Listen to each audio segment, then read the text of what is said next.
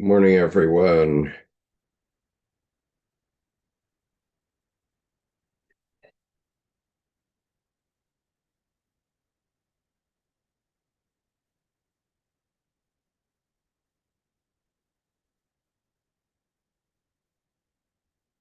So,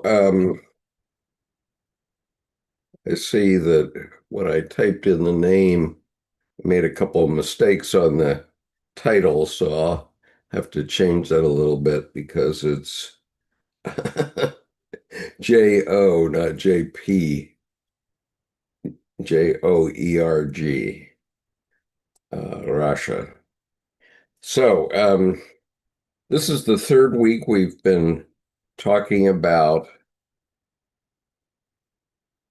the emancipation of women in the Red Book. And today we're going to get into Tony Wolff and Emma Jung. Now, as you probably remember, let's see, where am I here? I'm just trying to understand what's going on my computer at the moment. Let me want to try my computer glasses. It seems to be good. Okay, so um, so this week we'll be talking about Tony Wolff and Emma Jung. Emma Jung, of course, was Carl Jung's wife. Um,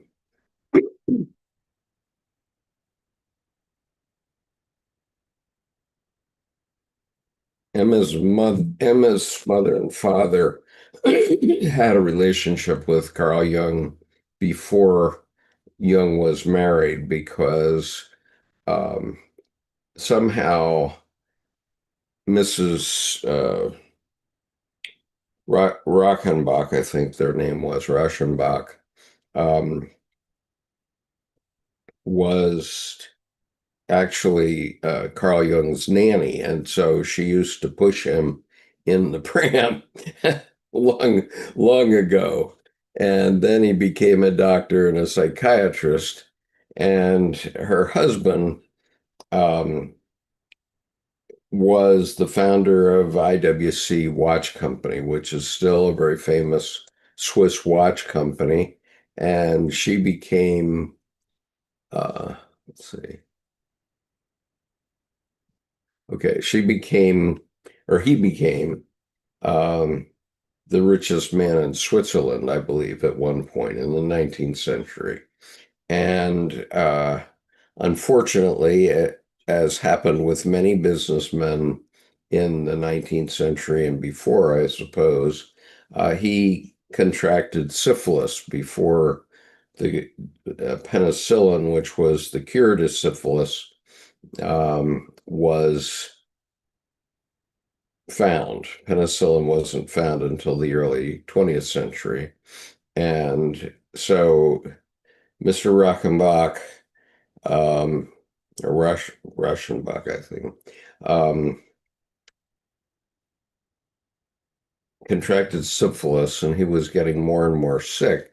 So when this was happening to Emma's mother, that her husband was um, suffering from syphilis and was declining toward death, she contacted Carl Jung, because she wanted to maintain a certain amount of propriety and didn't want everybody in the world to know that her husband had syphilis.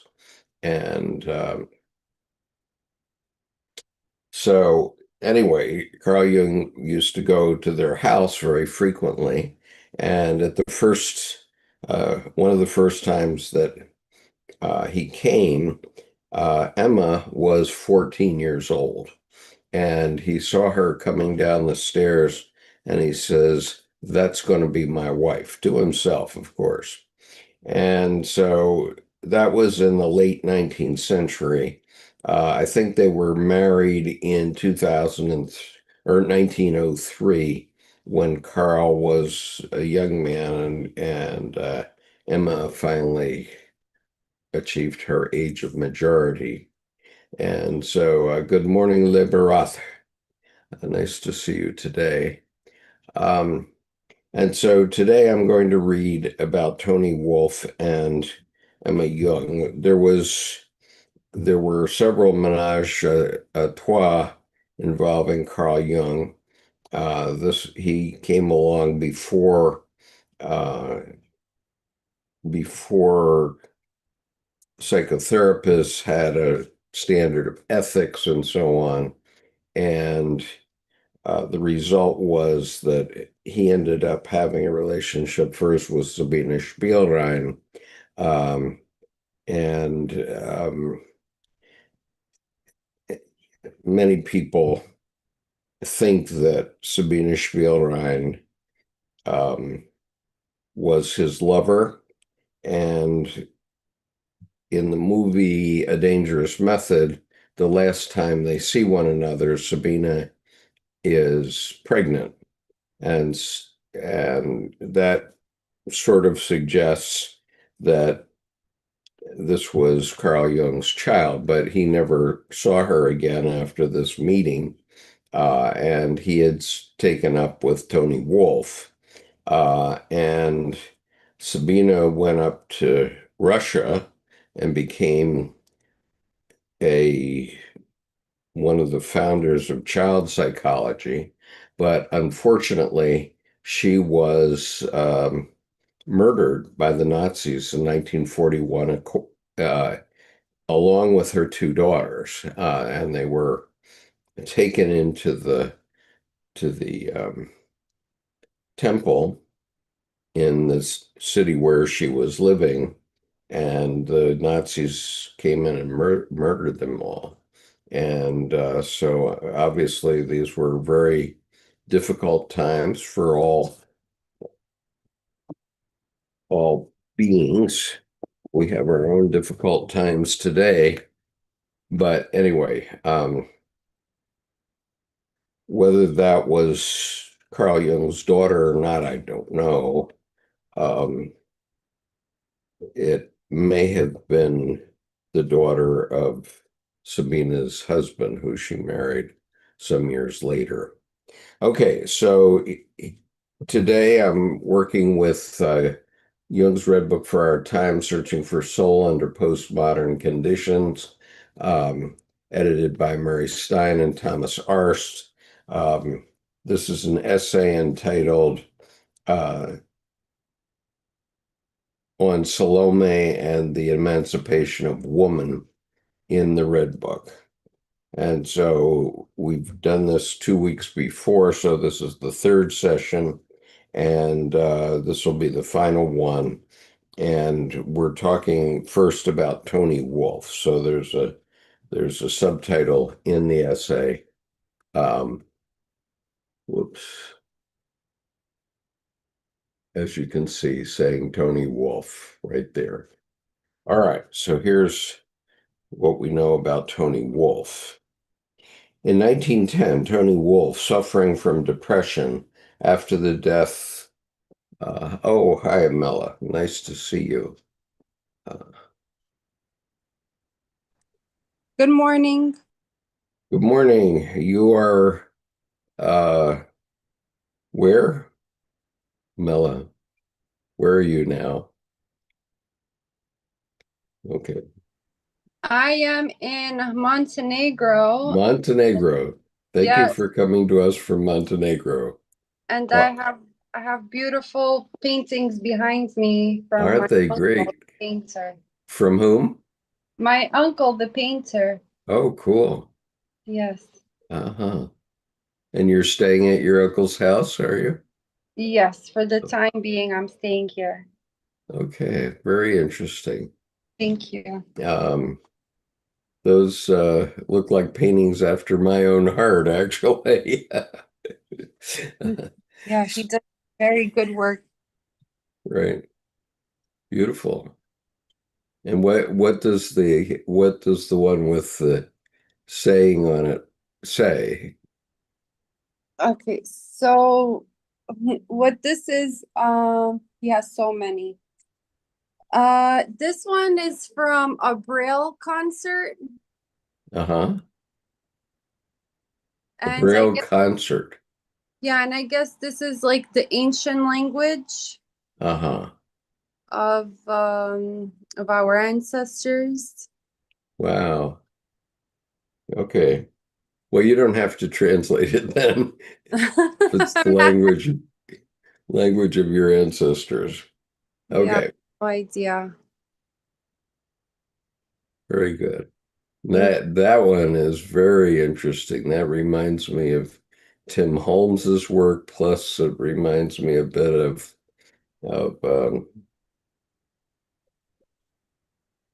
who's the artist that did the Scream. Um, Reminds me a bit of his work.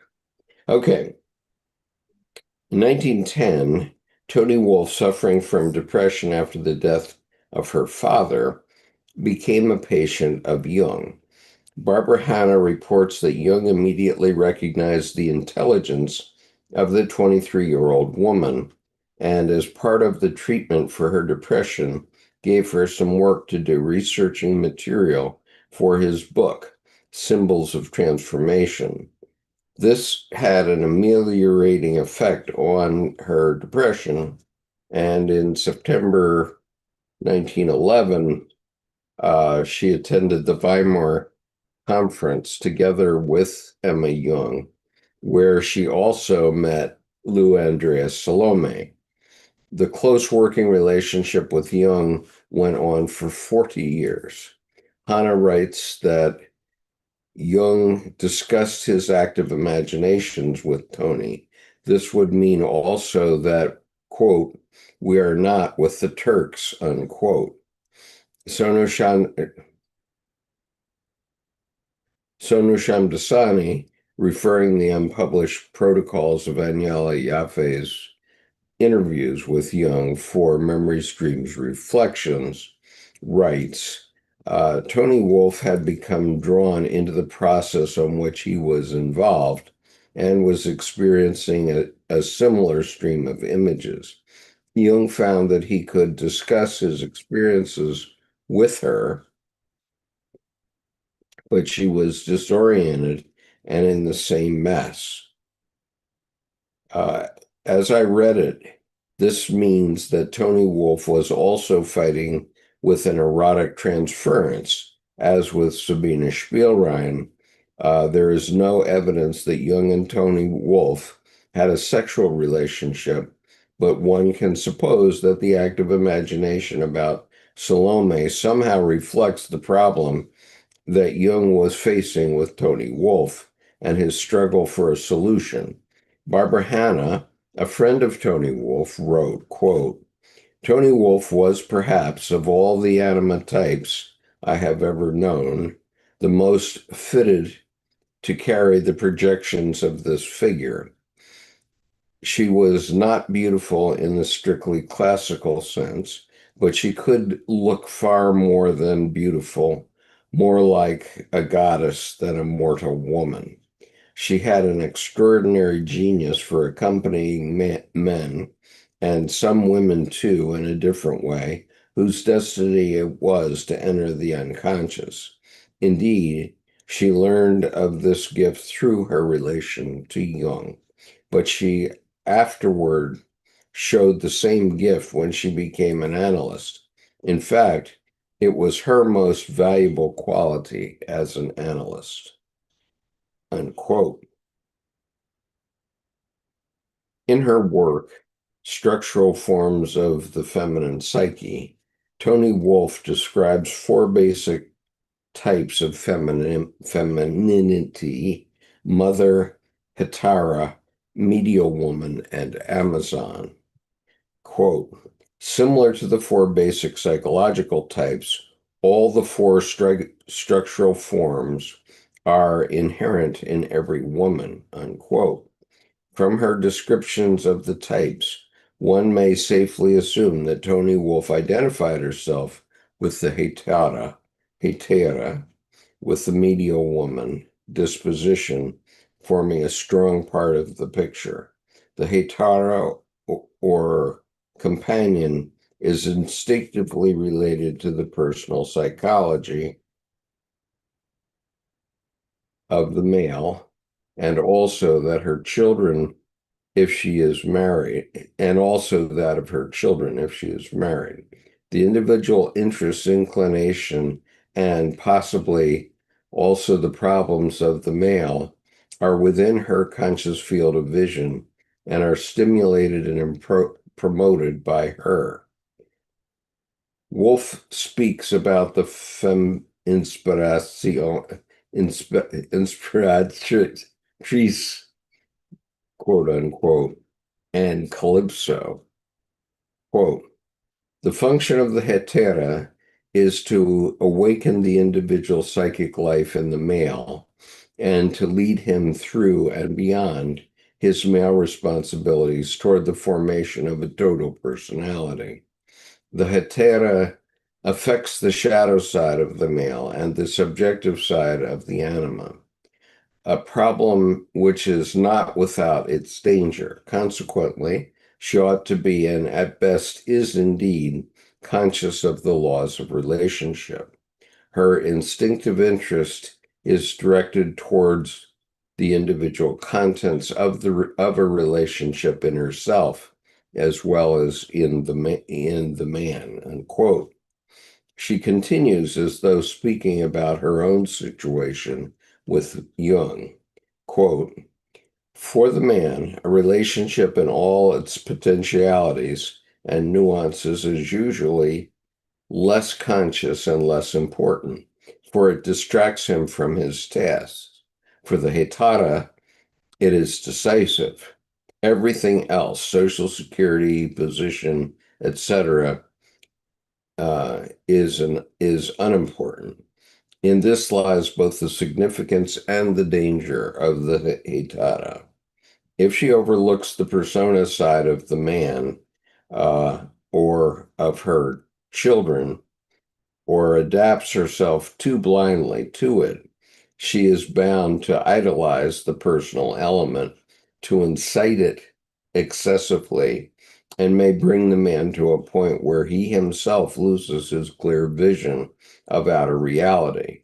He may, for instance, give up his profession to become a creative artist. He may divorce, feeling that the Hitara understands him better than his wife, etc. She insists on an illusion and thus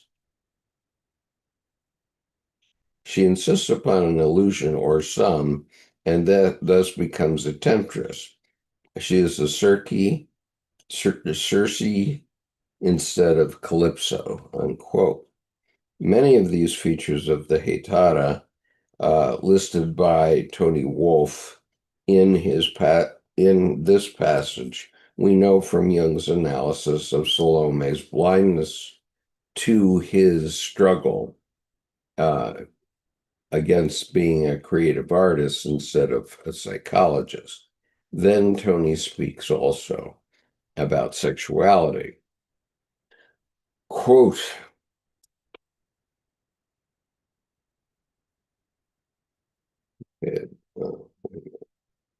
one more page.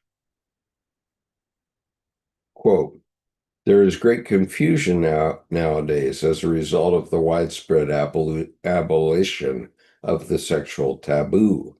It is the order of the day to have relationships, since from the part of the woman, they may either be due to erotic misunderstandings or to professional necessities. For the man, sexuality is the self-evident manifestation of a relationship. For the woman, and in particular for the Etaras, it is under certain circumstances its result, or according to individual law of relationship, to show even be kept out of it altogether. In any case, it is only appropriate when the relationship as such has been sufficiently developed. But since the security afforded by marriage or a professional, is a vital necessity to a woman, this need may creep unconsciously into the Haytana relationship and disturb its intrinsic course. Everything in life must be learned, also human relationship, and it is therefore only natural that the Haytana cannot begin with it on the most differentiated level. Once she has learned it, she will carefully observe the laws of individual relationship. She will notice what belongs to it and what and whatnot. And she will, if necessary, know when a relationship has become fulfilled and complete. One may safely assume that also Toni Wolff did not begin her relationship with Jung on a most differentiated level. Perhaps their shared confrontation with the Salome image became significant for their relationship. Based on all documents available, it is possible that after some initial confusion, they did not have a sexual relationship with each other. However, this is not important. What's more to the point is that the active imaginations with Salome show Jung's struggle to understand his inner drives, not to lose his head, and to hold the tension. This is, as Jungians believe, the precondition for transformation. Okay, so that is the section on Toni Wolff. And, many men have been through these uh, crises. And in my case, I did have a experience with an anima figure who was a Japanese girl, uh, and I dealt with it by writing a novel. I wrote the story of basically the story of the individuation of this girl, and many of you already know of it, so I'm not really going to get into it. Let's see. Deborah says, I didn't wake up in time on Thursday for the Zoom. Sorry. Just coming down with a cold and slept it off. Great. I'm sorry you didn't make it though. It was great to have the contemplation of having you join our group, but um, perhaps another time. Ego inflation can play a part there. It's always a temptation to have someone flatter your ego. Well, yes, indeed. And in fact, um, when uh, I was married for 17 years and had three daughters by my first marriage, and they are the mothers of my 10 grandchildren now. Um, since I'm Methuselah like old. And uh, my wife and I met online. My current wife and I met online in 1985. We claim, and I think we're correct, that we are the first couple to actually meet online and marry.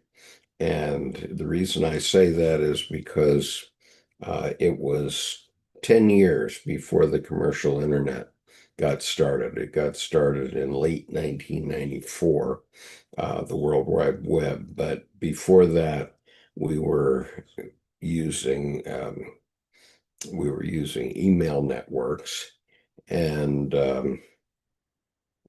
those email networks allowed us to have a little bit of information about other people, including uh, the one that we were using called the Source, allowed 7 interests. And so in 1985, I was preparing to go to a trade fair in China called the International Secondhand Machinery Trade Fair. And at the time, the Chinese were trying to buy secondhand machinery. And and so I was trying to sell secondhand machinery to the Chinese. Um, and so I was going to this trade fair and I sent out one of the first spams. I looked up everybody on the source who had listed entrepreneurship as an interest, and I sent one of the first spams. regret. I don't regret because I have my wife as a result of it. But anyway, only one person responded to me, and that was my wife. And it turned out that she actually was working with the Brown and Williamson Tobacco Company to sell their plant and equipment in Petersburg, Virginia. By that time, 1985, which was about 21 years after the Surgeon General's report, 1964, that said smoking is bad for your health. Um, Brown and Williamson had such a reduction in their cigarette production or need that they actually didn't need the three plants that they had in the United States. So they were closing down the plant in Petersburg, Virginia, which had been a traditional tobacco company in, going back to the Jamestown Colony, part of the Virginia's structure. And so um,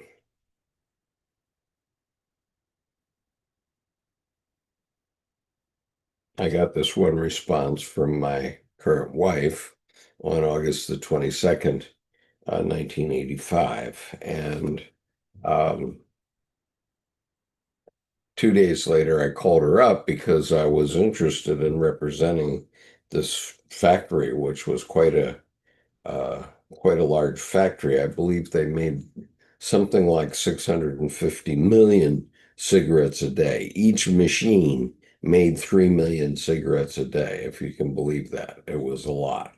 And I actually went to Petersburg 1 week later and got a tour of the factory. And each machine produced 3 million cigarettes a day. It was quite the impressive thing.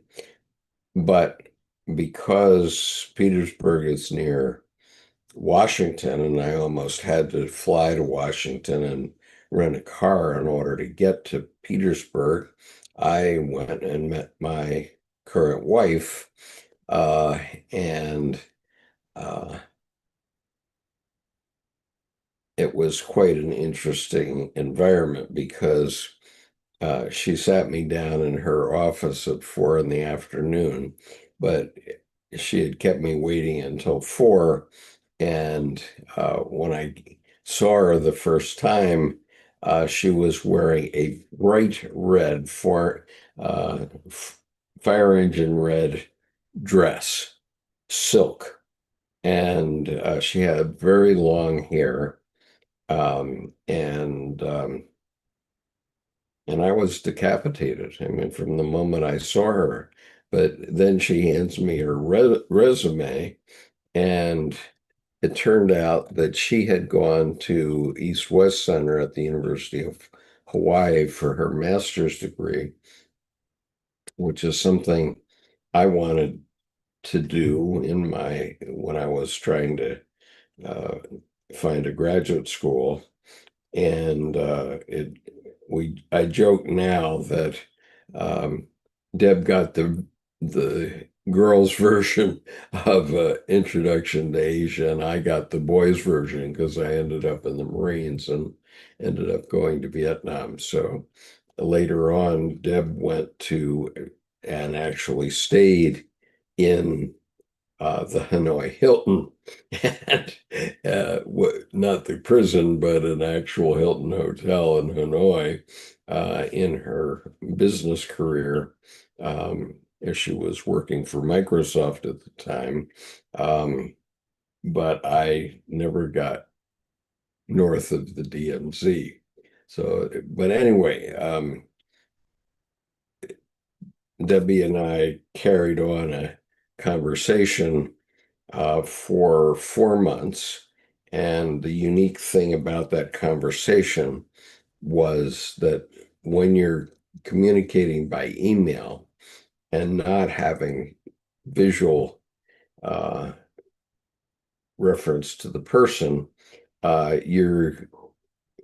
it becomes very personal and very deep. And so after 4 months, I knew my second wife better than I knew my first wife, who I'd been married for 17 years. And so I asked for a divorce and moved in with Debbie, and one thing led to another, and finally my ex-wife married another man who was 10 years older than she, which is what she had wanted. And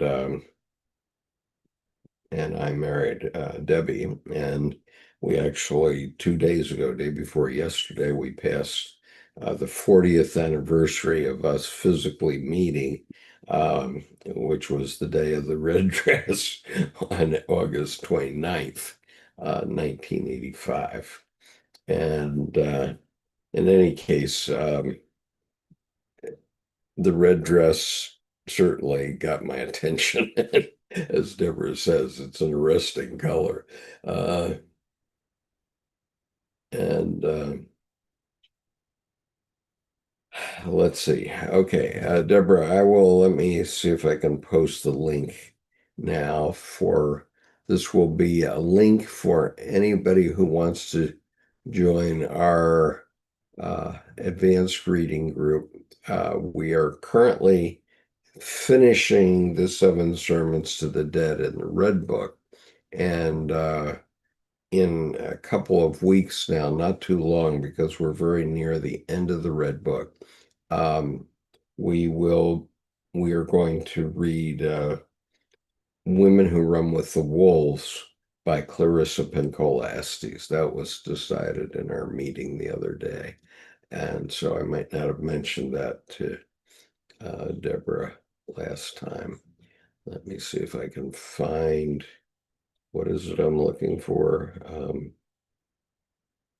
Sorry, I'm about to be 79 years old and I have problems. Okay, I'm looking for the group link. That's right. Okay, here we go. All right, so on Wednesdays, this is the information that you need to log on on Wednesdays to join our advanced reading group. And it is, uh, there's no charge for it. I've never charged for any of these programs actively. Sometimes people do give me a paid chat, but it's very rare. And so I don't consider this a cash cow for myself. Um, and so Deborah, that is the link. And Sheree, thank you for the happy anniversary. Uh,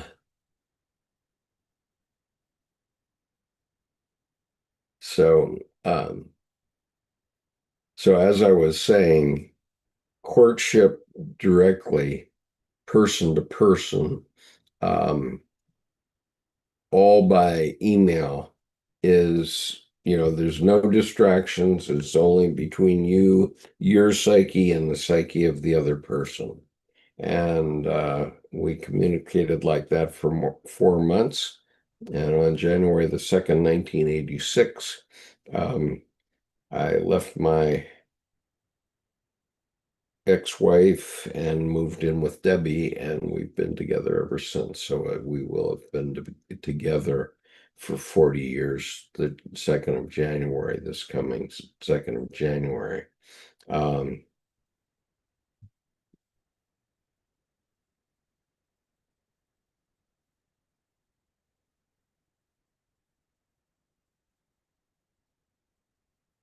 Interesting. So Deborah says it's very strange because I had a dream about color and it was about how I should wear more red, which is funny because I was wearing red in reality as I was dreaming in an old fleece top. Uh, and so that's interesting. Okay, so I've given the link, ladies and gentlemen, on the chat here.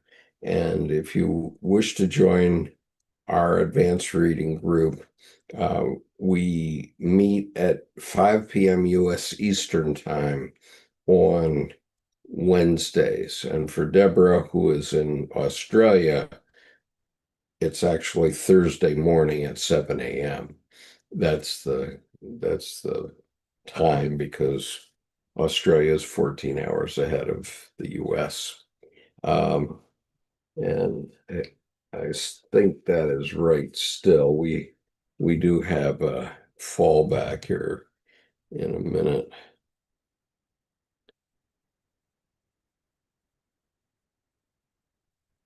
Okay, let me just double check here in the clock. Uh, yes, Sydney is currently 40 hours ahead of us, 14 hours ahead of us. So it is currently 12:35 a.m. where Deborah is. And so we really appreciate you being here, Deborah. That's also late at night to be working on Carl Jung and such as that.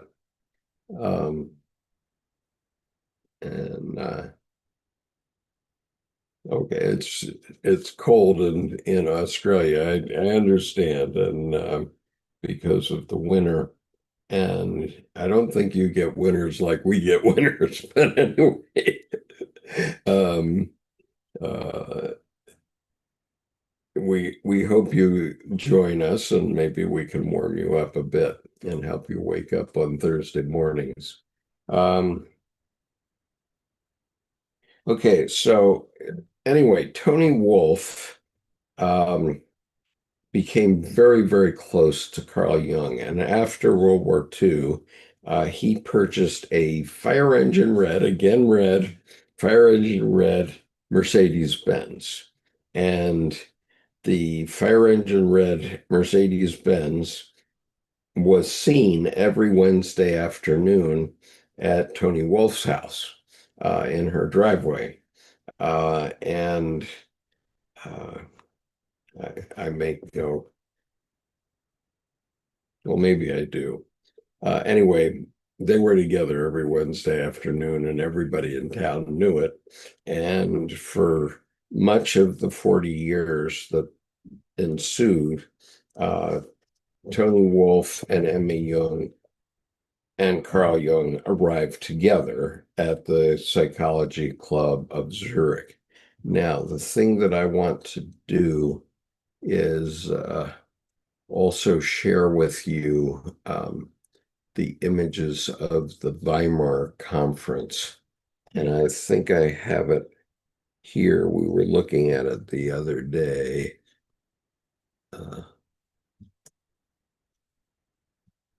Which was in 1911, where you can see the young um,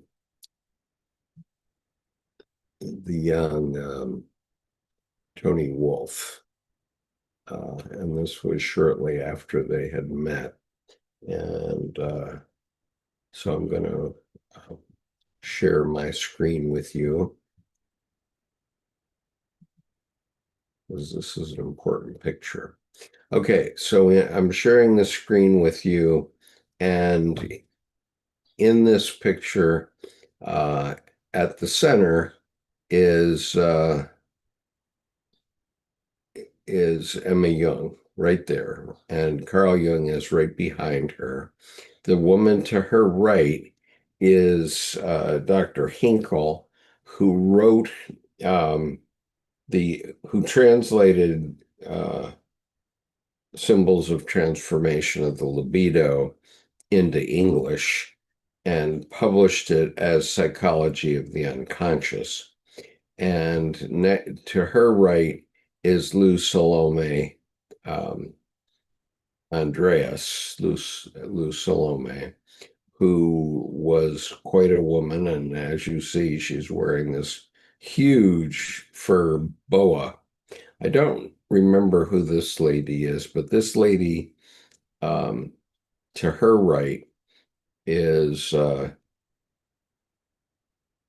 Maria Meltzer. Maria Meltzer was a nun who was also one of Jung's um, analysans, and it was her voice that Jung heard when he had this vision. It was just an auditory vision, but it was a voice saying into his ear or into his psyche when he was looking at one of his pieces. This is art, and suggesting that Carl Jung should become an artist. And of course, he resisted that uh, very much, although he did a lot of painting that you see in the Red Book. And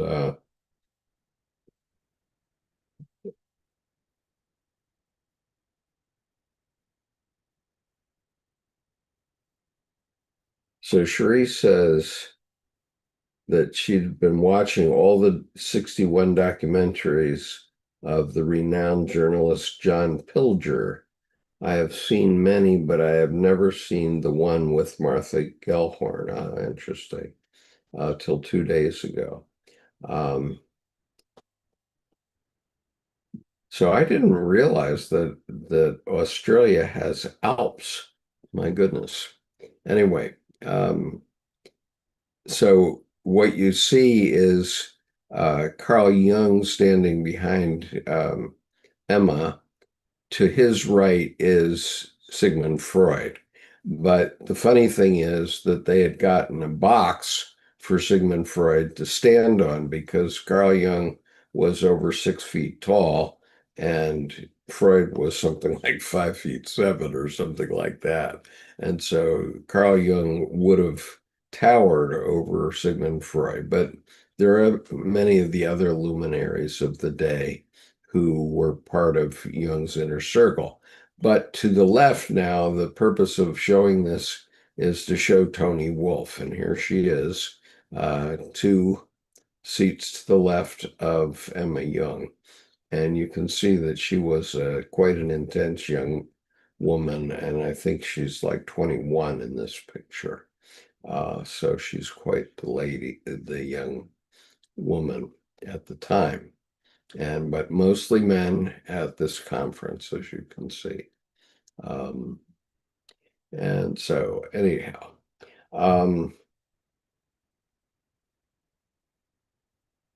right. And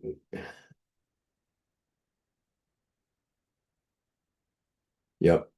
So Cherie says social justice read in Spain and read in Vietnam. And of course, the Red Scare and read this and that.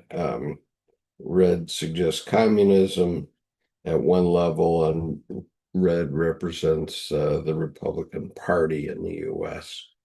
And yes, Toni was quite a tall woman. I'm not sure I have a photo of her. I might have. Let's see. Oh, no. All right. I'm going to show you this other picture. It's too good to pass up. So Toni Wolff was frequently working with Carl um, at Bollingen, the place that's behind me in my right here in my background. And it's a very unique place. And Toni Wolff often went out there. It's not a place that Emma liked very much, but this is What is this? AI now tries to jam everything down my throat. But anyway, this is Tony Wolff and C.G. Jung, a collaboration. And here they're collaborating out at Bollingen in work clothes, as you can see. And they're quite the pair. But anyway, that's a book about them. And you could see that Carl wasn't exactly the He-Man's man. Um, but anyhow, uh, so let's see. Yes, Martha Gellhorn had been married to Hemingway. That's right. Um, and and the way we say it, Deborah, is that Australia is the size of the continental United States, and the same is true of India, as a matter of fact. And actually, China is more or less the same size as Australia and the continental U.S., if I understand correctly. I don't, it's been a while since I looked at the map, but anyway, um, yeah, Young I was real.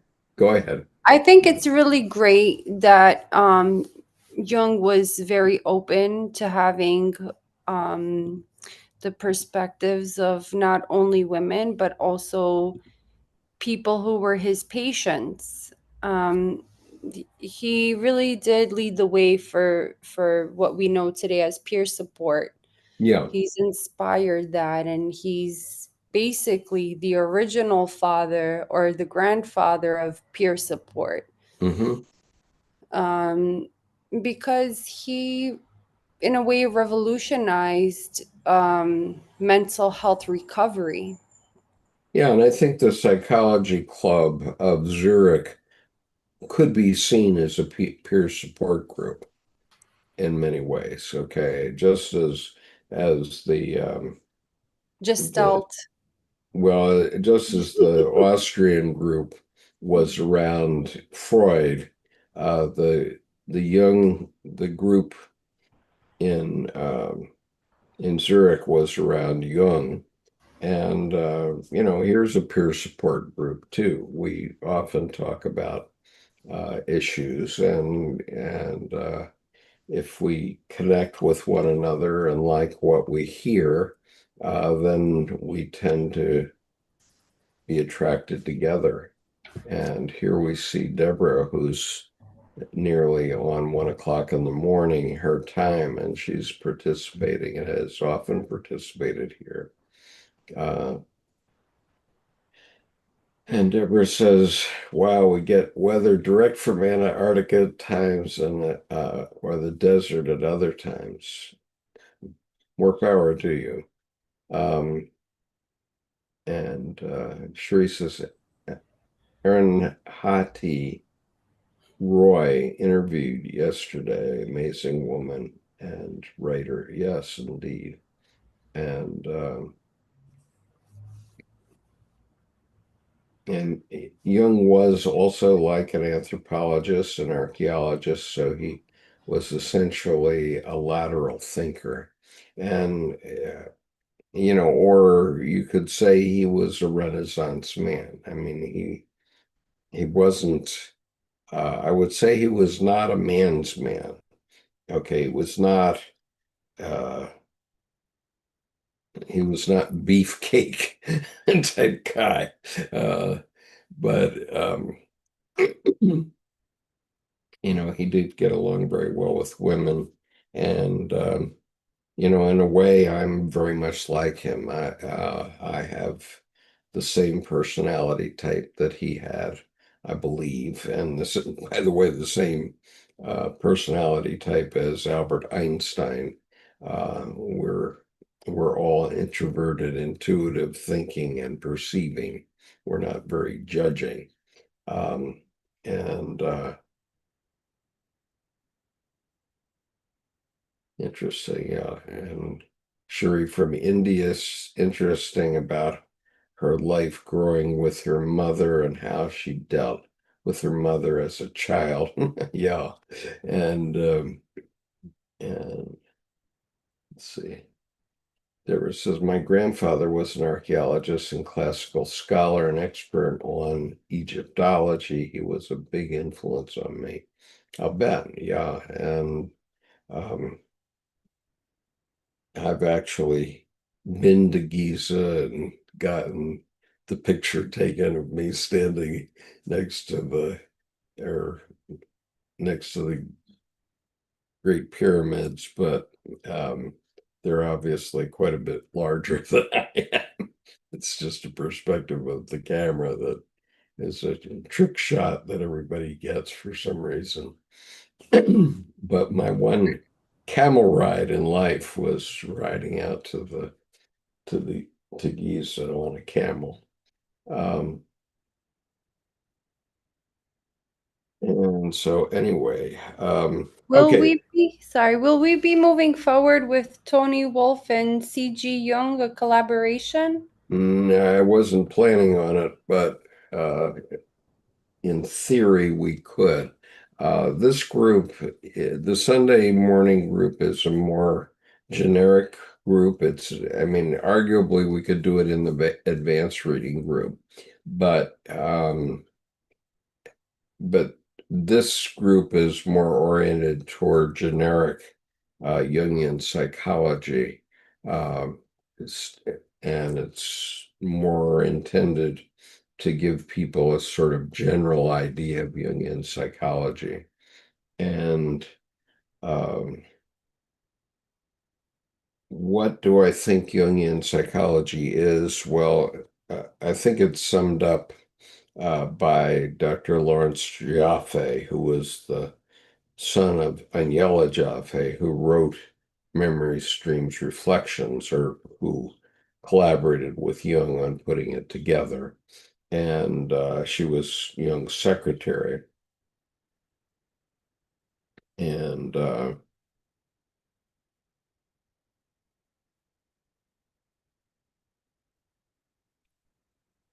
I'm sorry, I lost my train of thought.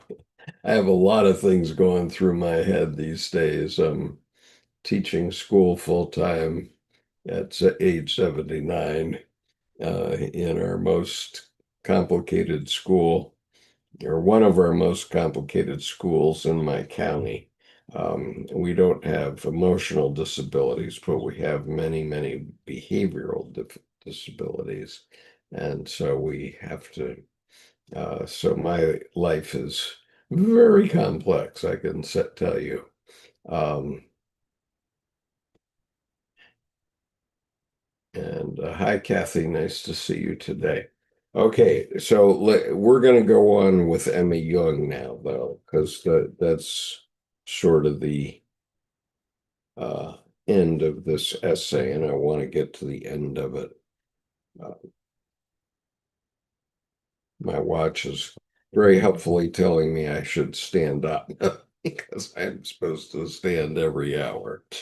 Ah, yes. Okay, moving on. Emma Young. Who paid the bills for the following observations? I am indebted to Nadia Neri and Imelda Gaudissart. Barbara Hanna also wrote about the situation pertaining to Jung and his wife, Emma Raschenbach. Uh, he, she comments on this situation thusly, quote, it seems hard that just at the time he was tried to tried the uttermost by his confrontation with the unconscious, Jung had also to deal with perhaps the most difficult problems a married man ever has to face, the fact that he can love his wife and another woman simultaneously. But the one problem belonged to the other, and they were really two facets of the same problem. Although he had not yet recognized the archetype of the anima this figure is the nearest to a man of all the inner figures, and she is above all the bridge to and the mediator between the man and his unconscious. Jung also did not yet know that the anima frequently projects herself into a real woman, and that this projection endows that woman with the whole numinous quality of the unconscious, unquote. Okay, so I can say very clearly that my second wife is exactly that, and also that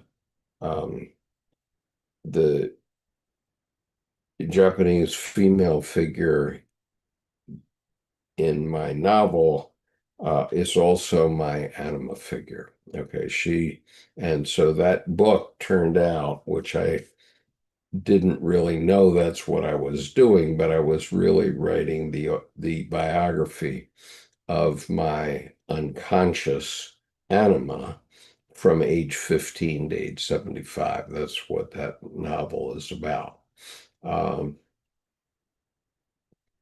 and It was interesting that when I wrote it, I was writing it one chapter at a time, and I was working in an industry that's almost all women.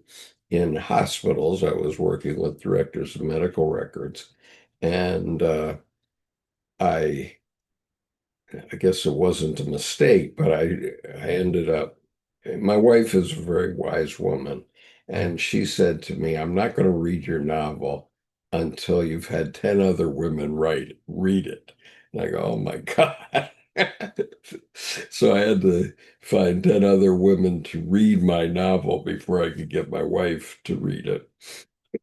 And so I did that, and it was a bit of a surprise to me because the novel got, at some parts, extremely erotic. Some would say pornographic. And I was very kind of uncomfortable about that being descended from pretty conservative Dutchmen. And so, and the Swedes, the Scandinavian men, and Germans, pretty conservative. Pennsylvania Deutsch, so they're German, but they're the Mennonites and that sort of people now. But my great grandfather um, was I believe a Mennonite, um, and we used to have a portrait of him in his garb as a leader of the community. And it was only after my mother sold that portrait in a flea market or something that she told me that the rest of the story, that that portrait was a portrait of my great grandfather. I wish we had kept it. I wish we had it today, but we don't. Um, and Speaking of portraits, does everybody want to be shocked? I'll tell you. Let me see if I have this portrait. Yes, here we go. My artist friend, Tim Holmes, who is also very active in the Jungian community with me, um, Jungian artist community, I would say, um, recently painted a portrait of me. And I wasn't really expecting it because we had talked about him painting a portrait every year, but I'd done something else with him, which was the sculpture, and so I wasn't thinking of a portrait.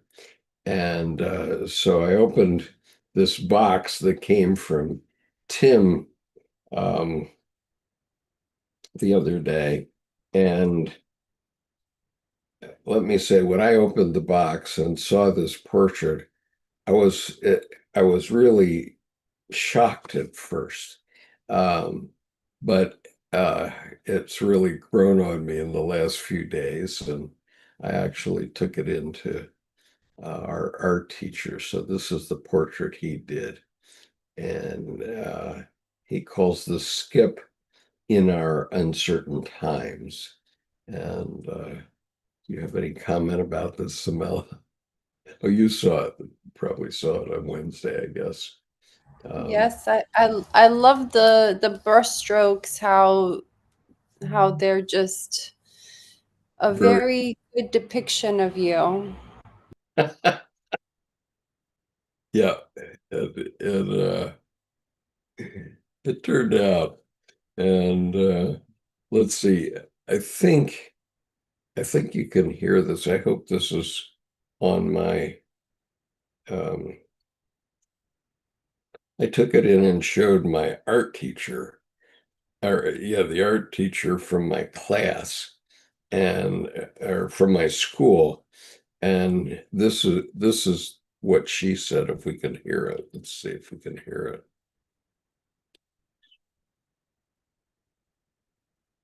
Your Holmes, I love the image of Skip. The way that you depicted him is so perfect.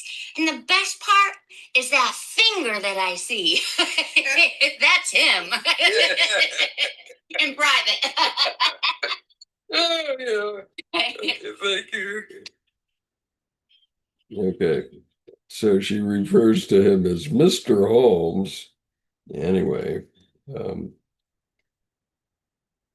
so anyway, this is the portrait I got, and I do really love it. Uh, and but I was a bit surprised by it. I was very surprised because I wasn't expecting a portrait at this point, but um, now I have it, so pay for it in due course. Anyway,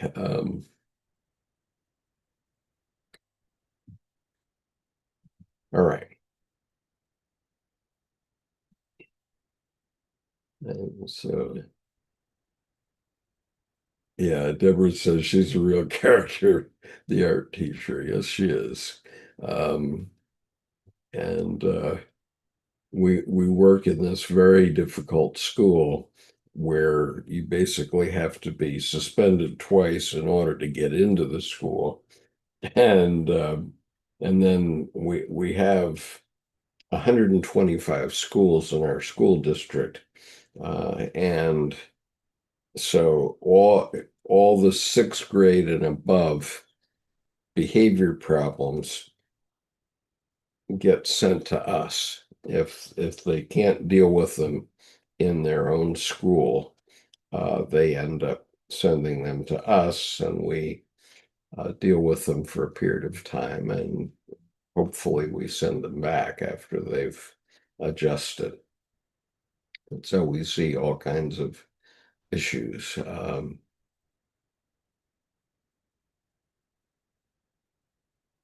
So Deborah says, arguably, if women cannot express the animus in a healthy way, it becomes sublimated and negative. Well, I think that that's also true of the anima, and I'm glad I understand it now as the individuation of my anima. Uh, Hello from Sri Lanka. The most introverted genius I know is most revered Japanese author Ryonosuke Aka, Akatsugawa, butchered the name. He never left the town he was born in, refused an honorary lecture. Interesting. Um, yep, there are types everywhere. uh, and our friend at Tanner House says the first 2 years I dated my husband, he barely talked at all. He said he thought that was what I wanted. Kind of dumb. Well, okay. I'd say that's between the two of you. Okay, son says the university had came to his house and he rejected. Sorry for the bad English. That's all right. No problems, Mr. Lee. Uh,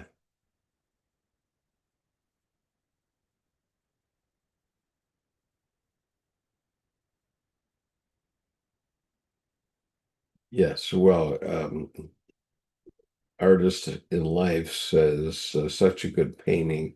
And of course, Tim Holmes is a lifelong artist. He was professionally trained in the UK at an art school, and he's been doing it all of his life. So he's quite an impressive artist, in fact. And he's the first American artist to be granted a one-man show at the Hermitage, which is the world's largest museum in St. Petersburg, Russia. And let me give everybody his email address.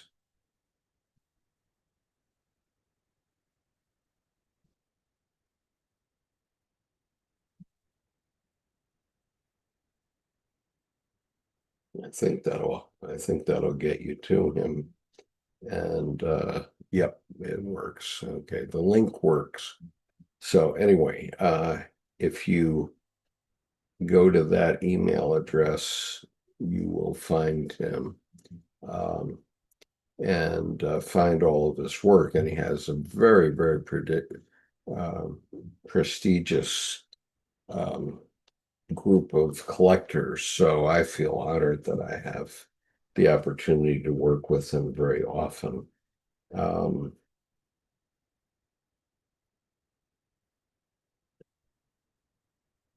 and speaking of red, there's a lot of red in there. Uh, And Kaysen asked me if I ever intend to review Friedrich Nietzsche, and I would say that's not me. So Nietzsche, I find Nietzsche, I don't know, I guess he hypnotizes me very quickly. And I start to get seasick because he takes me through like this up and down and up and down and up and down all through his books, and it starts to make me seasick. So um, we talk about Nietzsche sometimes in comparison to Jung, but I don't plan this website and channel is about Carl Jung. Uh, and I don't aspire to talk about other people per se. Um, yeah, and Kathy, actually, I did read Jung and UFOs at one point, and I think um, you can you can find it on this YouTube channel. Just go to the homepage of this YouTube channel and put in UFOs, and I think it'll pop right up. I YouTube informed me the other day that I now have 1,661 videos on YouTube on this channel. So, so you know, beware of those who enter this YouTube channel. It may be hard to get out. Um, it's like Brer Rabbit getting thrown into the briar patch, uh, or it's a tar baby. Right?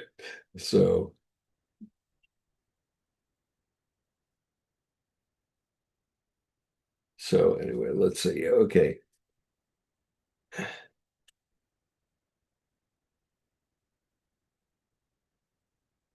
yeah, and Kathy, you say I did notice that he missed the opportunity to give me a black shirt. Well, I used to wear a purple shirt, and because in my politics I tend to be but a mixture of red and blue, and so he had seen me uh, in this red shirt or this purple shirt, and he had wanted to paint me in that particular shirt. And so that's the reason he didn't give me a black shirt. But maybe the next time he'll give me a black shirt. One never knows. Um, so Artist in Life says, I'm new to Jung, just finished reading MDR. Now embarking on Man and His Symbols. Long way to go to study Jung. Yeah, I've been at it since 1987. So, it's like falling into the tar pit. Uh, you started, you can never stop because you find that you're in your own psyche. And I remember the reason that I was talking about Jaffe was that his definition of Jung's psychology, he wrote it in a book of his.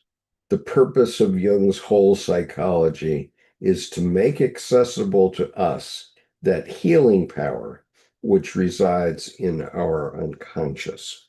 And so the point is that um, our unconscious is able to heal us.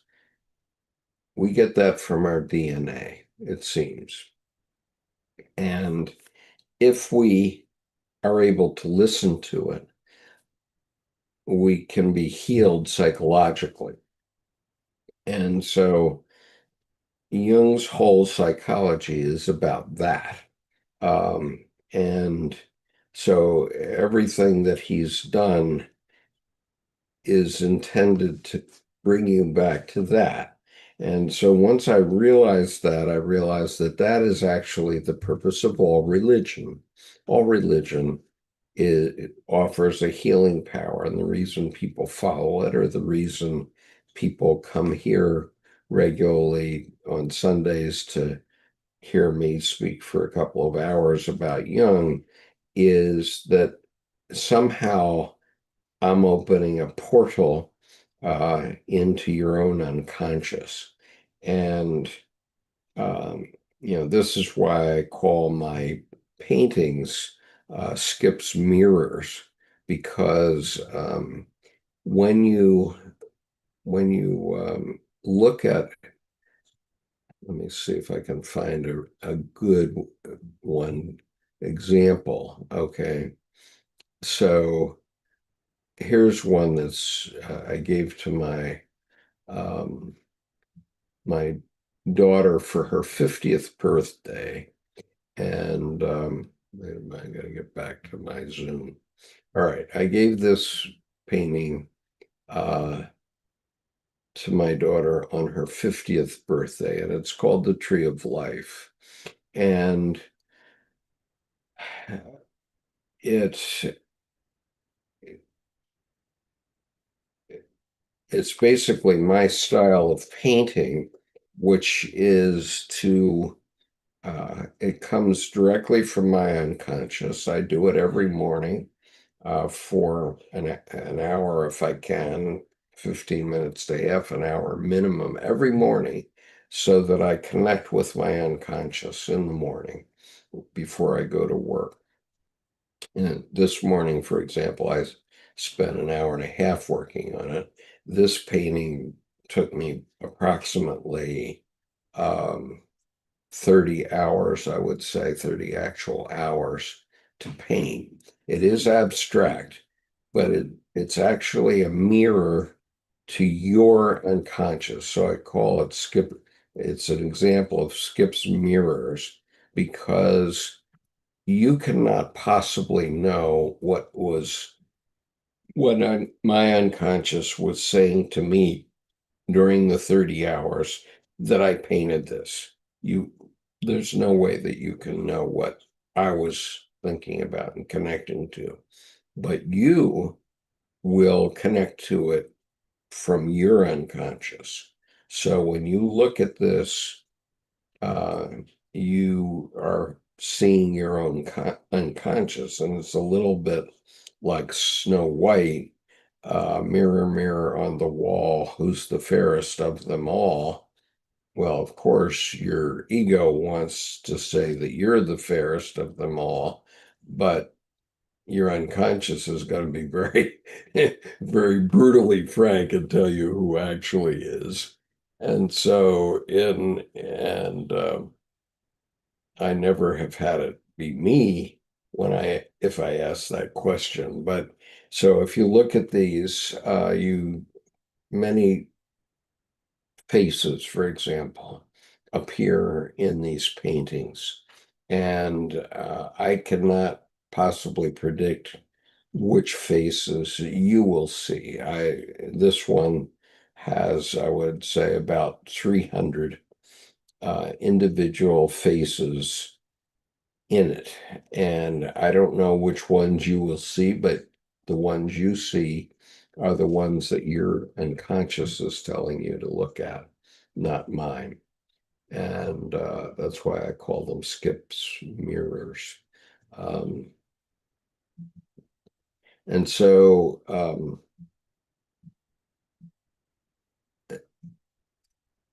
what I'm saying is, if you look at one of my paintings, you are opening your unconscious, okay?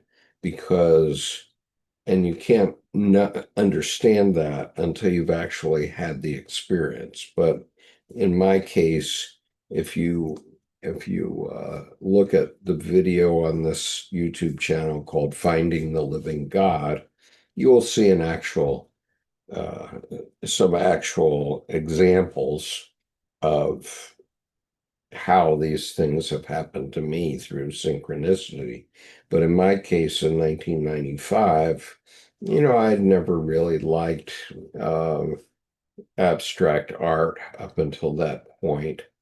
And I walked into, I went to the Boston Museum of Art one day when they were having a, a show of 20th century art, and I didn't know what to expect in there, but I walked into a gallery that had a huge Jackson Pollock drip painting. It's actually number 31.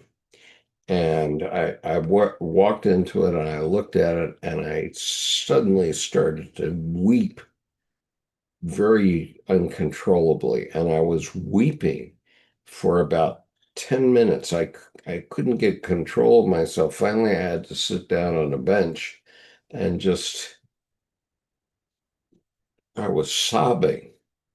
And I've heard of people going to museums and going through museums and starting to sob because of what they see in a museum.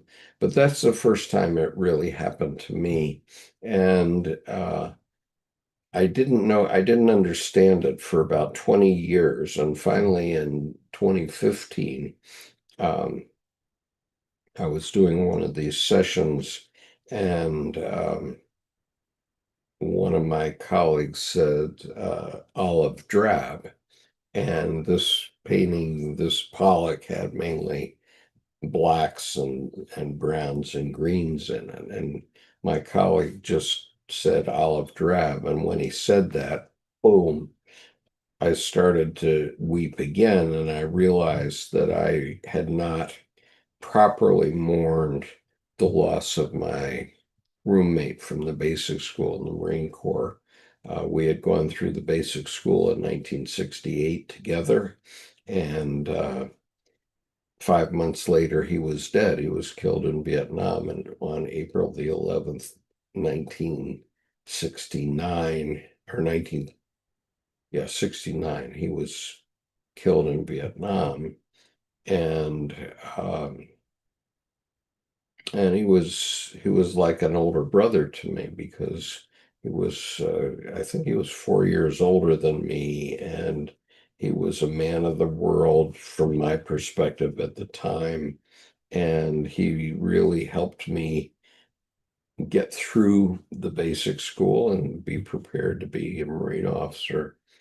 And when I lost him like that, it was very, very painful at the time, but I hadn't, because I was very busy at the time. I was studying Mandarin Chinese.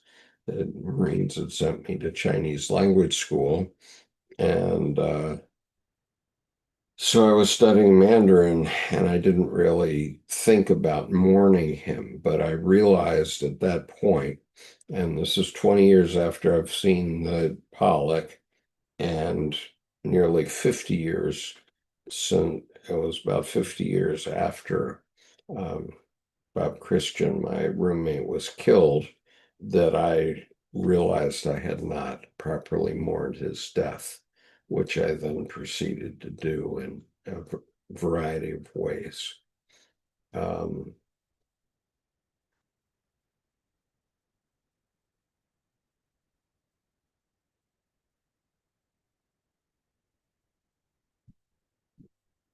let's see. Uh, and let's see.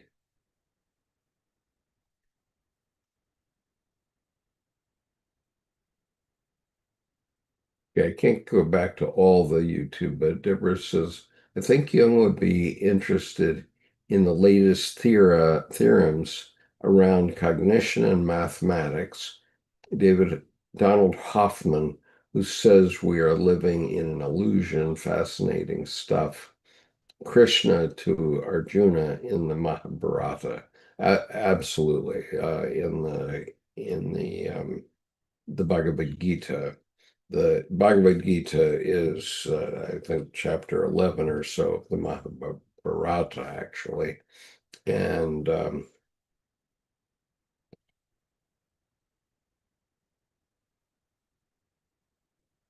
so anyway, that the the Bhagavad Gita is one of these healing moments where Arjuna, in this probably no more than 5 second span of time, Krishna comes to him as his chariot driver and gives him all this advice in one go. And and so that was a healing for him. Um,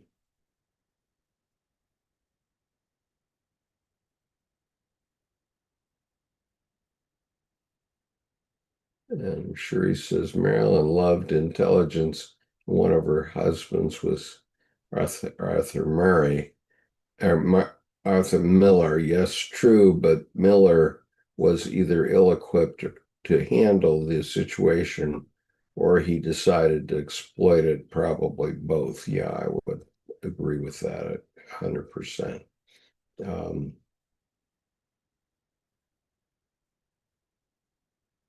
and yeah, and she married Joe DiMaggio, of course, too. Um, and let's see. People still visit Marilyn Monroe's cemetery, like where she was buried in Hollywood. They visit her tomb, I guess, and they leave flowers. You can, I guess it's open to the public. You could go there and leave some flowers for her. Yeah. And Deborah makes the assertion that I'm pretty sure the Kennedys had her snuffed out, Cherie. Oh, She was that's so going to mean. write memoirs, which would have been more incendiary than the Epstein files. And yeah, She that's suffered with a mental illness and she didn't really get the help that she needed. If she yeah, had the kind of mental health support in America that we have today, well, maybe not today, but during maybe the Biden administration, things could have been different. yeah, I don't think nowadays we really see mental health as something that people can recover. After all, our dearest president did say that those crashes at the very beginning of his presidency that occurred, those tragic air traffic crashes, were the fault of people with disabilities. He said something along the lines of, that's what you get for hiring people with disabilities, which is Yeah. so Right. disrespectful and discriminative. Oh, yeah. Okay, there's some interesting questions here. Let's see if we have time. Okay, I will try to answer them. Uh, how Skip, curious how you got into Jung, and it started 2 years ago due to a family tragedy. Well, the answer to this is fairly simple. Um, in 1987, I was working as the head of the finance department at the University of Maryland Graduate School. Believe it or not, Wow. I actually had this role as the head of the finance program at University College, not the University of Maryland sort of undergraduate to graduate degree, but the University of Maryland is one of the largest universities in the world because it has a division which is called the Global Campus. Mm-hmm. And so people can, for example, it sells its services to the armed forces. So people on ships at sea can be taking a course in whatever. And, some of the other office, some of the others on the ship will be teaching this course, and you actually can earn credit for it, even if you're in a submarine, and not going to service for 2 months. You could be uh, basically going to college through the University of Maryland Global Campus. And I've known about it since I was a sophomore in high school. But in 1987, I was given this job as the head of the finance department of Global Campus Graduate School. And so for 2 years, I did that. And and so anyway, that was one step. But how I got into Jung was while I was there at Global Campus, there was a young woman who was a psychology professor. She'd just gotten her PhD in psychology, and she was quite beautiful. And I wanted to have lunch with her. I was having lunch with her one day, and she was fascinated with the Myers-Briggs test. And so she started to describe it to me, and I was trying to get my mind around it. And I actually insisted on having lunch with her for 10 days so that I could understand the Myers-Briggs. And I subsequently read many of the books about Myers-Briggs. Um, and but anyway, so my anima purpose was I wanted to have lunch with this woman. So my anima latched onto this woman who is quite a beautiful woman still.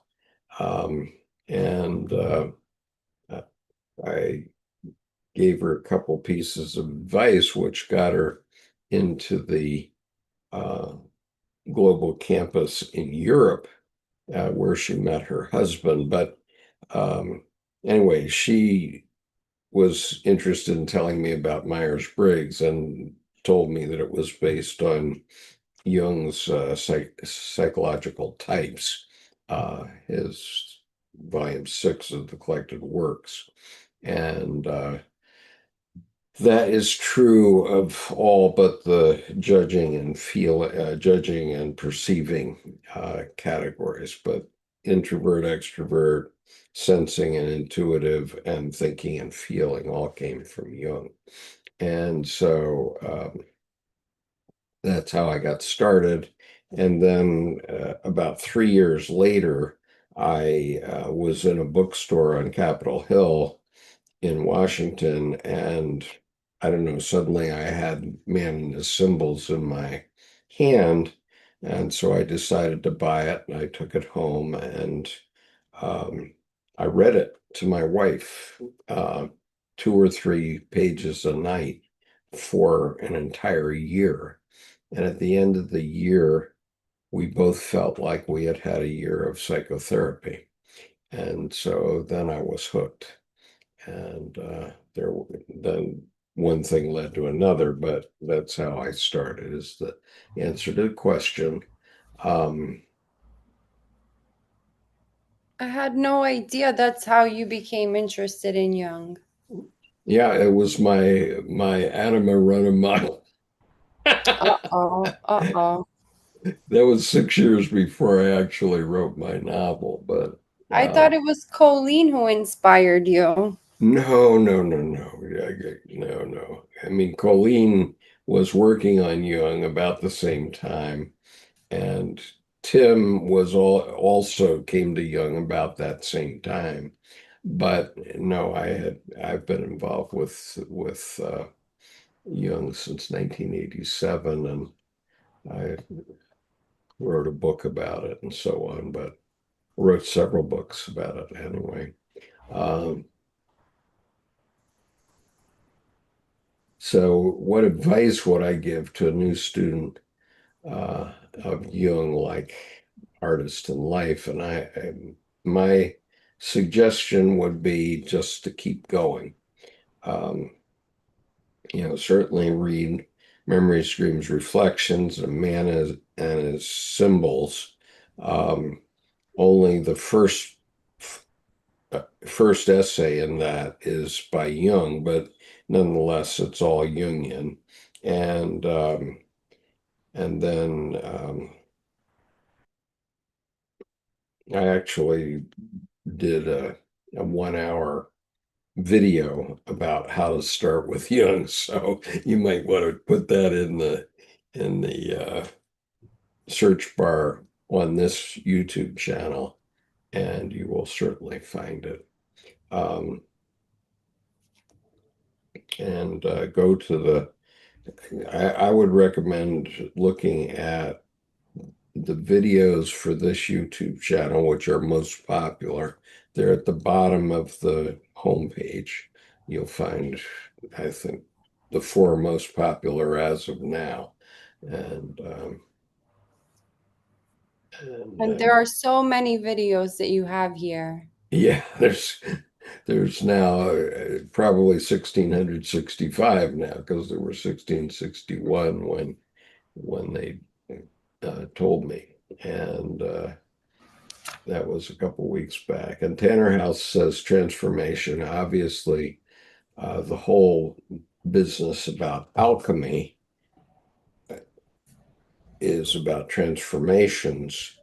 And that's what they were doing. The alchemists for 1700 years were, they hadn't gotten to psychology yet, but they were trying to figure out why things happened.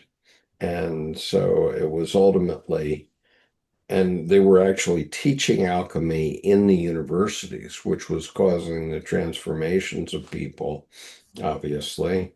And but then when the Enlightenment came along, they stopped teaching it because supposedly it was about turning uh, iron into gold, but actually it meant turning, it was a metaphor, and it meant turning a psyche into a golden psyche where you understand a lot of things, where you have a lot more wisdom about life, is what I would say. And yeah, and Tanner House says, I have a tip. Learn which symbols pop up when you're under stress. Well, that's good advice. I mean, they pop up either as visions or they pop up as uh, they pop up in dreams most frequently. And All right. So going on, let's see. I saw that movie that you suggested, Which one? A Dangerous Method. Yes, and your comment. Yeah, so Keira Knightley, who else was in there? Keira Knightley, Viggo Mortensen. Mortensen, yeah, Yeah, Vincent Cassel, Michael Fassbender. yeah. Oh, Fassbender. Yeah, yeah, Michael Fassbender. yeah. The movie was great. I felt like I don't really know how to put it into words exactly, but I just uh Sometimes it doesn't behoove you to put it into words. Just leave the symbols to well work what with you. well besides the context of the movie itself, one of the things that really stood out to me the most in the movie was when Freud and Jung were in his office in Austria, in Freud's office in Austria. And then Jung said to Freud, well, what I would like to focus a little bit more on the parapsychology. Yeah. And Freud said to him that this would be very scandalous. And I'm not sure if this was also around the same time that um, self medicating with cocaine was also becoming socially deviant at the time. Yes, yeah. Of But course, Freud yeah, did a lot of that. oh yeah, I mean, people were losing their careers over cocaine, Yeah. which I'm which I found out from anthropological literature that in the Andes tribes would eat that at the end of a heavy meal Hmm. or heavy feast. So after a huge feast, you're supposed to take a cocoa leaf, right? I Yeah, guess it's and called. And chew on then it. Yeah. yeah, but we really went all in with that Yeah. one, processing it and everything. But besides that obsession of more is more, it's really sad because you know back to when I was speaking when I brought to light about that situation with in other countries with how people with disabilities and psychiatric crises or severe mental illnesses, how they're being mistreated and abused, chained up in institutions, chained up outside, being beaten up for anything. And I just read an article in some Balkan newspaper about Serbian hospitals with the influx of people with disabilities, and they've kind of mixed. There's a comedian who actually made fun of this. He said, we're the only largest minority group that you can join at any time for people with disabilities. And so they just decided to throw in people with intellectual disabilities, people with neurological disabilities, people with psychiatric disabilities, substance dependence disabilities, all into one group and just mistreat everybody altogether. And Yeah, and I think that unfortunately, the the saying "man's inhumanity to man" um, is operable here, and I think that there's a part of us, a shadow side, that wants to beat people up one way or another. yeah, I yeah, mean, there's this women do power it. and control issue. Yeah, women do it by being catty, but men do it by actually fighting. Um, and we have to grow out of it because it's the kids that I It's work with who primitive. are It's primitive. It's primitive behavior. Yeah. So the kids I work with often are trying to fight with one another. And I say, why are you fighting with one another? You're all members of the same community. You should be learning how to compete with people outside your community. And if you do drugs and that sort of thing, you're just going to kill yourselves, and so you don't change anything that way. Um, and There are so many and so so many we see things. it today Yeah. with the MAGA movement. People want to beat people up, and you see it with these masked men who are stealing people off the street in the United States Mhm. right now. I mean, Mhm.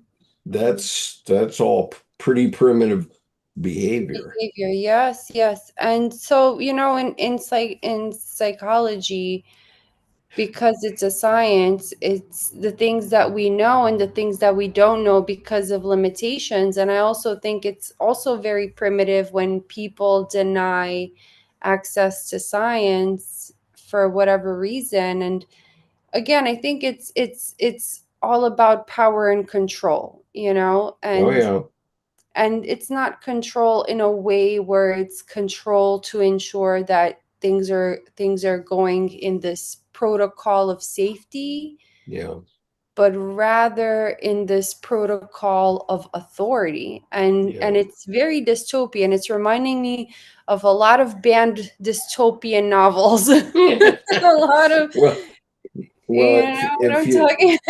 if you read a dystopian novel, maybe it helps you not become dystopian yourself.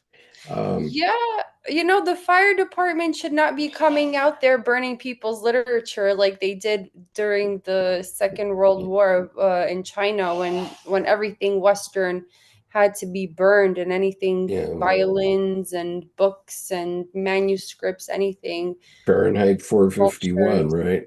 Yeah, yeah. Right. So uh, I did have a question that I should answer up here. We've talked about Krishnamurti before, but Kathy asked the question, do I ever automatically assess people in this group? Um, and the answer to that is no. I never thought about it before. Honestly, it never came to my mind. Um, and part of that is that uh, it's pretty hard to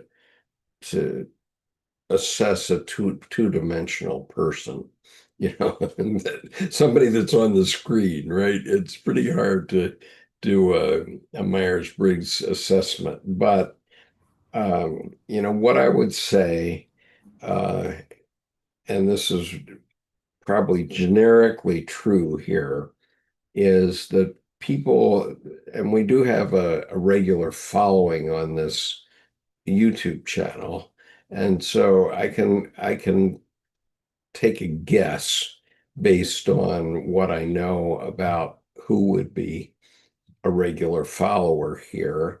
And I can say that, probably most of us are introverts. If we're willing to sit here and chat either on YouTube or face to face, we're probably introverts. And the fact that people stay on the YouTube instead of joining Amela and me on the actual Zoom panel, and you're all welcome to join us on the Zoom panel. But if um, I would say most of us are introverts, is what I would say, and we tend to be intuitive. We want to understand what it is that where did these thoughts come from that we've had, and all of us have had various kinds of thoughts that we talk about often in our lifetime. And traditionally women are more intuitive and men are more sensing, meaning they want to have all the details. And uh, and so I would say that most of us here are intuitive. And then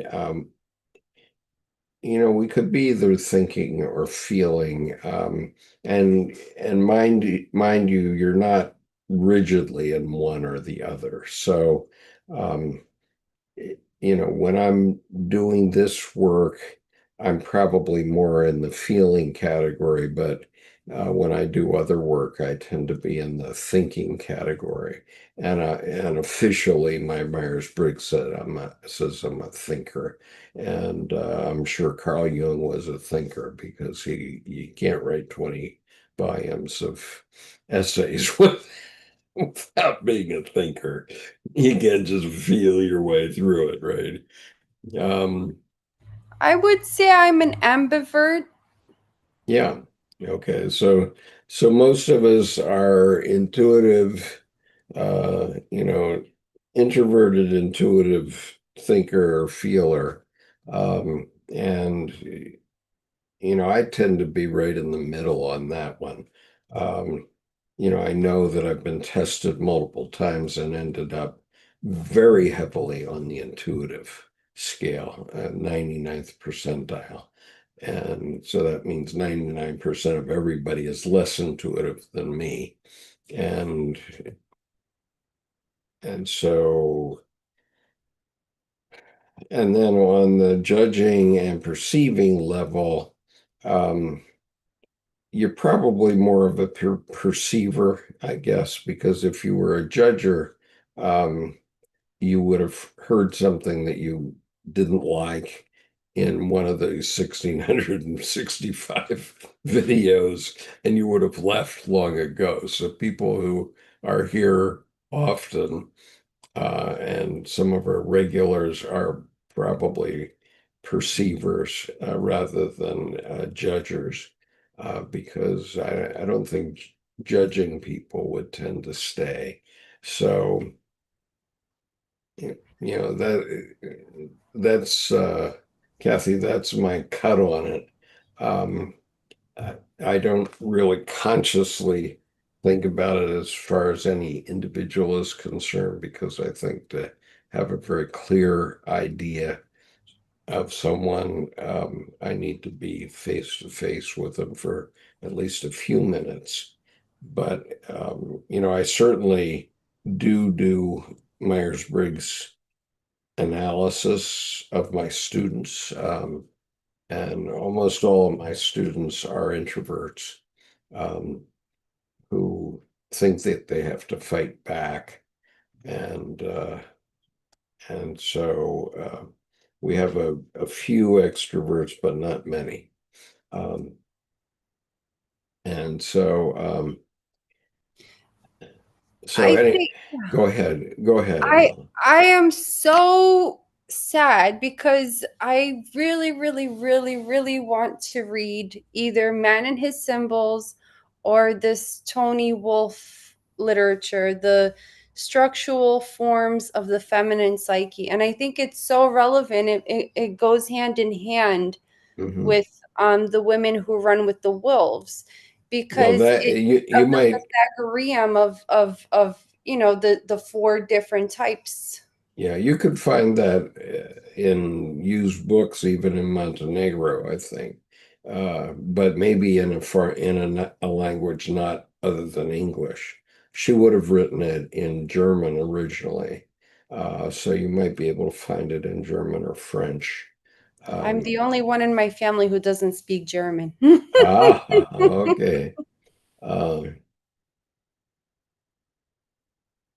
So Shri says the only ones who can truly affect the world and the destinies of man are those completely dedicated to sacrifice because they have emancipated themselves and lived out personal problems.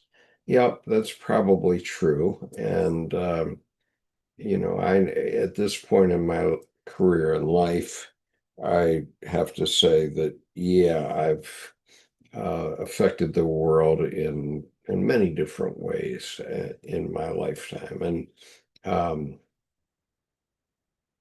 wouldn't, it would be hubris um, to tell you a list of it. So I would just say that this YouTube channel is going to be affecting the world long after I'm gone.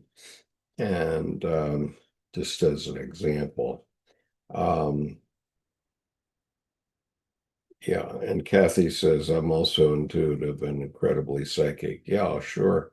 I have no doubt about that with you. Um, and yeah, I mean, I do the Myers-Briggs. I also do neurolinguistic programming regularly with people I'm interviewing. For example, if I want to get closer to them, I'll tend to mirror, which means you see my hand here. And if I'm sitting across the table, I put the opposite hand up so that I'm looking like a mirror into, so the person is actually seeing, their way of being in the world in the mirror kind of thing. Um, and so that's a neurolinguistic programming thing. And that's useful. I use both Myers-Briggs and neurolinguistic programming in my business career over 40 years. And in every climb and place, I've probably analyzed I don't know, 1,000 Indians and a couple hundred Saudis and so on. There's this I guess from my maternal mother's clan and possibly my father's, there was this one woman who thought that while we were having an argument that maybe we would go into a physical argument, but right away I diffused the situation and I left. Yeah, Because I did my hair and everything and I don't want to get it messed up. I'm just kidding.